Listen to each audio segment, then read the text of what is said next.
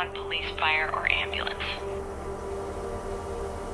It doesn't matter if it's the middle of the day or the middle of the night. First responders are willing to give their all to help a complete stranger. This affects first responders in multiple ways. Some of them live a life of nightmares, social isolation, broken marriages, alcohol and drug abuse, and worst of all, suicidal ideations. Sometimes I just wanted it all to end. And I walked up on the overpass, and just as I stepped over the railing to the other side. How do they survive on a daily basis? How do they live a normal life? What do they do after the call?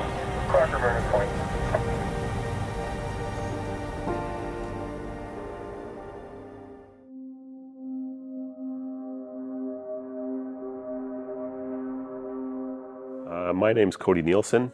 I've been a volunteer firefighter on Vancouver Island here for just about 18 years.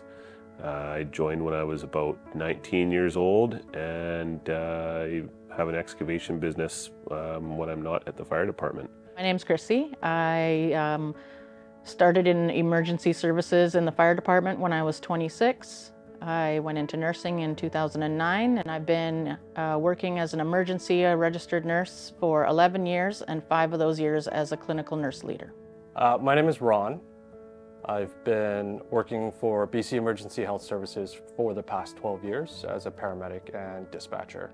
My name is Mark. I've been involved in the emergency services for over 28 years now. The last 23 years, I've been working as a paramedic, and before that, I was involved in the fire service.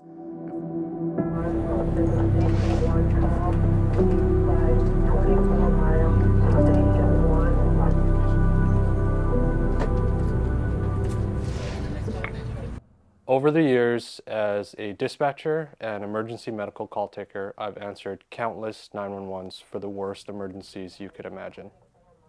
As a trained paramedic, I have multiple tools at my disposal to help somebody, but as a call taker, I only have one tool, and that is my voice. Sometimes this causes me great distress and feelings of helplessness, knowing that I could do more. This job has affected my mental health in a lot of ways. I lost a year of my life due to PTSD in 2022. I can barely remember that year because I isolated myself so much. Even though I was surrounded by people that I knew cared about me, I still felt really alone. I turned to alcohol and couldn't sleep and couldn't even get out of bed in the morning. And sometimes I just wanted it all to end. And that was the person, that was the Ron that my friends and family didn't deserve. It's affected me because we constantly see the negative. We constantly see people losing family members and how upsetting that is. Like people's lives changing in a moment. And I've gone into a self-protection mode. I feel that I distance myself. I distance myself from family. I distance myself from friends because of that fear and the things that I've seen. And it's just absolutely horrifying in how horrible it is. I've heard people making noises that they say are just primal. That much suffering, that much pain. And I think my brain has just gone into this survival mode. One of the hardest parts is I would come home from dealing all that and expect to shut my brain off. It's not gonna happen. It's hard. You bring that with everywhere you go. You just carry it. You lay in bed and you just relive it and relive it. At the time, all sorts of crazy stuff happening, you deal with it. Because you do. Your brain just goes into work mode. You come home, it's quiet. You can't imagine what your brain's doing. It's just going ballistic, trying to process everything you've dealt with. We see things on a daily basis that people don't see in a lifetime, that you're not meant to see in a lifetime. In my time doing this, I've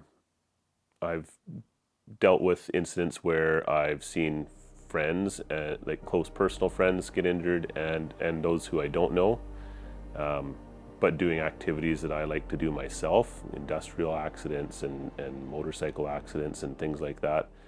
And I would say that it didn't occur to me to start with what was going on until I started talking to my counselor, but things like being hyper vigilant with my kids and always thinking about the worst case scenario in any given situation that we're in, of what could happen to them especially, and just being more grumpy towards my family sometimes, without really a reason. Like, I'm always thinking in the back of my mind when I'm doing things, what's the worst thing that could happen in this situation? And I guess it's kind of a double-edged sword, because it bothers me a little bit, but it also makes me be super aware of what I'm doing. And in my line of work that I do in my day job with my excavation business, I'm very mindful of the safety things. But it doesn't just turn off when I go home either. It sticks with me in certain situations. And even talking about it right now, I can feel the tingles going up and down my back and my arms. And yeah, you get some of these images from certain scenes that are just kind of burned into your memory when you think about that incident, I suppose. And yeah, I've been to some calls where like I said, it was my personal friend, that went to my wedding, and knowing just by what the call was, the location of the call, that it was an industrial accident, I knew it was going to be somebody I knew. And I ended up driving his pickup truck home from that scene that afternoon, and I cried all the way home, driving it back to my neighbor's house where he worked.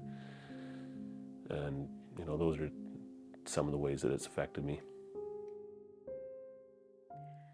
Mental injuries have affected me over my career. I find that I'm not able to tolerate daily life some days. Noises, smells, sounds, tastes, I become hyper aware of it, and it becomes very overwhelming.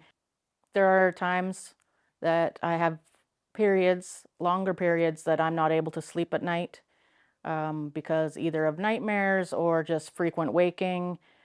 I recognize every little sound, but I also can't hear people directly talking to me. And I just get so overwhelmed that I have to leave the room or leave the place that we're at. Or sometimes I don't leave the house because I just can't be out in the community that day. I'm thinking of all the bad things that could happen, and I am not enjoying my life. Or I'm so irritable that I'm yelling at my loved ones for no reason that I shouldn't be. And then I get the immense guilt after that for yelling at my loved ones and causing them mental distress. One particular evening, it had been a long shift and not a lot of staff. And a young man came in with his father, and he didn't look well.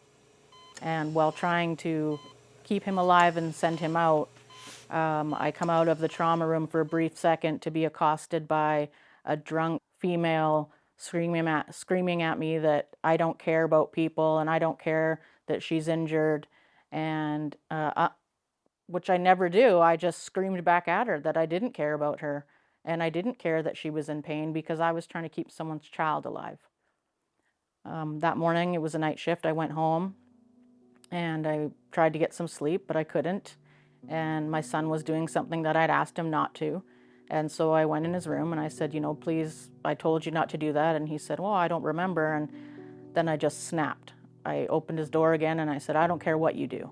And I closed his door, and then my room was directly across the hall. And I opened and slammed that door as hard as I can, trying to put the door through the wall about 11 times, smashing things in my room. And then 5 minutes later, I came out and he was gone because he was scared I was going to hurt him. And at that point, I considered taking my own life. That took me off work for a little while. And then I got back to work, and I definitely went back too soon. And within the first 2 days of working, I realized that I wasn't able to do my job like I used to, and that I felt I wasn't helping anyone, and that I was more of a burden to my family, society. And so I was driving my truck, and I pulled off on the side of the road, and I texted my best friend, and I said, this is where my truck is, and the keys are under the seat, and I'm sorry. And I walked up on the overpass, and just as I stepped over the railing to the other side, my brother appeared out of nowhere behind me and grabbed me from behind. And then police showed up and tied me to the bridge until they could get me to come off the edge.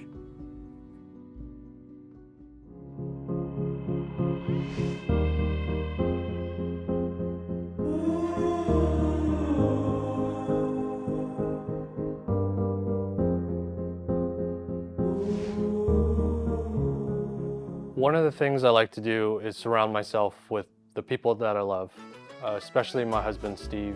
We really like to travel and experience different places, different cultures, different foods, and a lot of craft beer. When I'm not around him, I like to do is escape on my motorcycle into the forest where I camp and enjoy the peace and quiet of the woods. When neither of these are accessible, I practice mindfulness, where I find the peace and calm no matter where I am.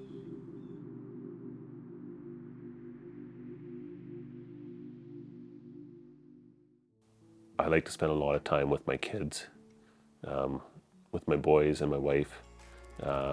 We go camping a lot, and my boys love to go out riding in the side-by-side, so we do that. And then, believe it or not, running my equipment, because that's my passion, is running equipment, and especially when the boys like to come up there and ride along with me in the yard when we're doing things. It's like the best feeling ever, and it just takes my mind off of the bad things that are going on in the world and bad things that I've seen or experienced. Just puts me into a feeling of, it's very humbling, and it's just like the best place I want to be, I suppose, because I've just seen how it can be taken away so quickly or altered so quickly, and the time that we have with our family, especially with our kids, is so limited. That's probably my biggest fear, is missing out on those things. And so I try to make the most of it in ways, like doing these types of things with the boys, and they love it too. So that's the best part. There are things that I do differently to help ease my stress. If there's been a particularly hard day, or if I'm having a lot of memories of certain cases, and I'm feeling really unsettled, then I have a drum kit that I purchased a year and a half ago, and I just go out into the garage, put on my headset, and beat at it so that I can get that energy and that negative energy out of my body, to release it, because otherwise it just makes me sick, physically sick, emotionally sick. And then there's other times when I can offload with my family, and we can take my boat out and we go fishing, or we just cruise around lakes, and we do things together that are fun and relaxing, and that really helps fill my cup now that I'm back at work and things are different. These are strategies I never had in the past. I'm from the generation that you just suck it up and do it. You don't show emotion, you don't have emotion. That definitely didn't serve me in this life, especially in this career. I take taking care of people very seriously, and it's an emotional job, and it would get to you every single day if you didn't have outlets.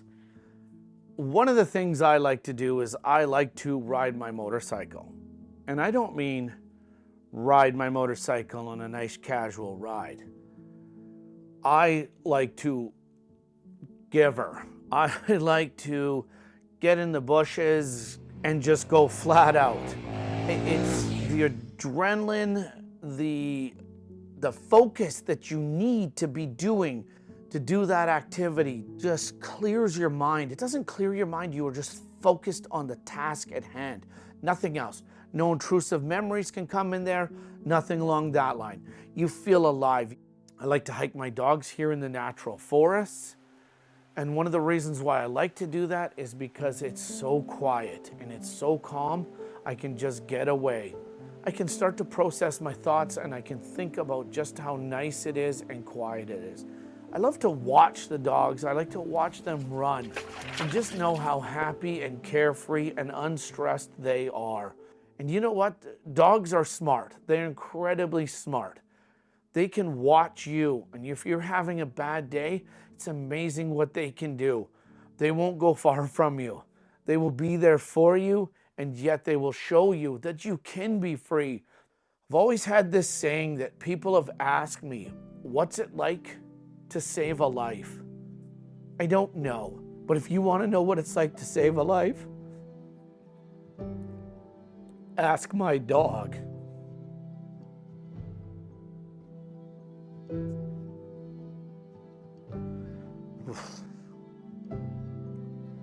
Because my dogs have done so much for me, you will never know the true love, the unjudgmental, and them just being there for you. They don't care what kind of day you've gone. They don't care what you've done. They don't care what you're going through. They are just there. And for that, you can only be truly thankful and embrace it and enjoy it.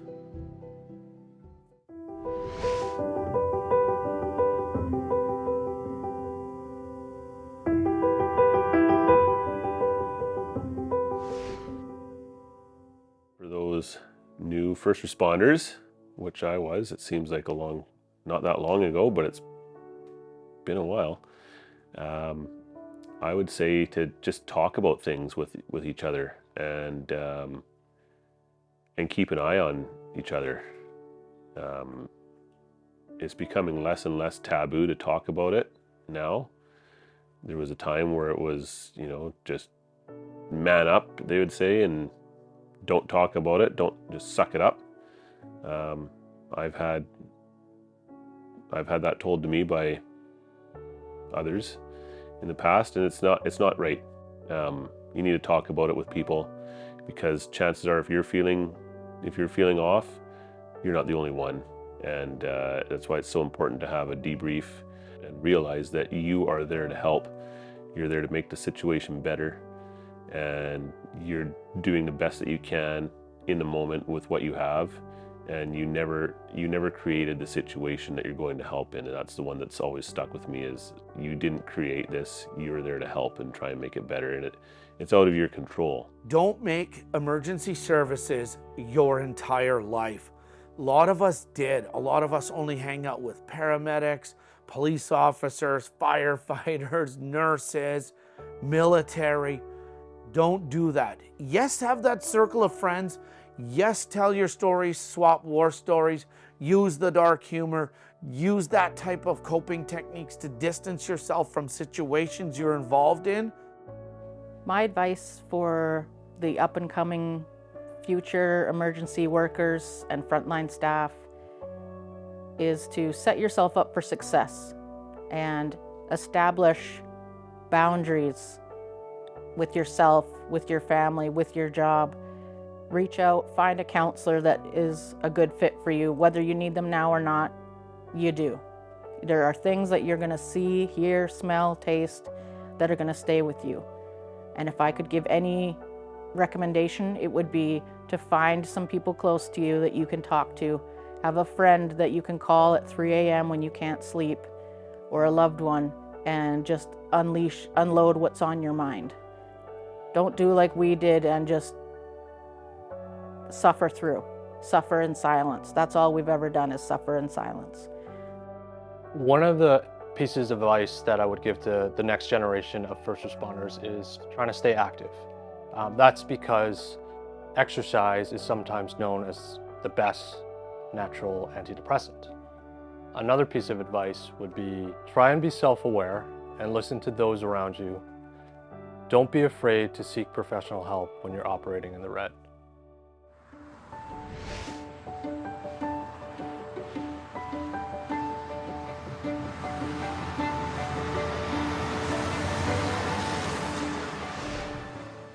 I would say it's pretty similar with, anybody as it is for us first responders, is to open up about it and talk about it. No, you don't feel ashamed about your feelings. If something is bothering you, you're not alone.